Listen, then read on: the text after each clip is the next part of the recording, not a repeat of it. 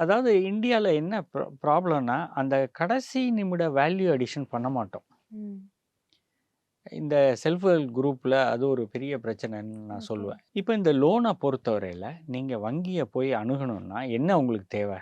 ஒரு ஆதார் கார்டு தேவை, ஒரு ம். பான் கார்டு தேவை. இது 2 தான் மேண்டேட்டரி.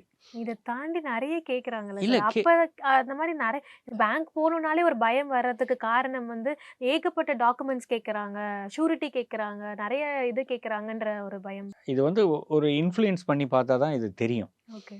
இப்ப நீங்க பேங்க்ல போயி ஒரு நேஷனலைஸ் பேங்க் ஐ அம் ம். Talking about nationalise bank. இந்த பிரைவேடைஸ் பேங்க்லாம் இது ம். இன்னும் பல ஸ்கீம் இன்னும் ரூரலுக்கு போல. ஓகே. டவுன்ஸ்ல இருக்கு. ஆர்எம்எல்ஆர்ன்னு ஒரு ஸ்கீம் இருக்கு. சிட்டிக்கும் ஒரு எம்யூஎல்ஆர் ஸ்கீம் இருக்கு. ஸோ ம். இது எல்லாத்தையும் விட்டுட்டு, இந்த ரூரலுக்கே போறதில்ல பேங்க்ஸ்.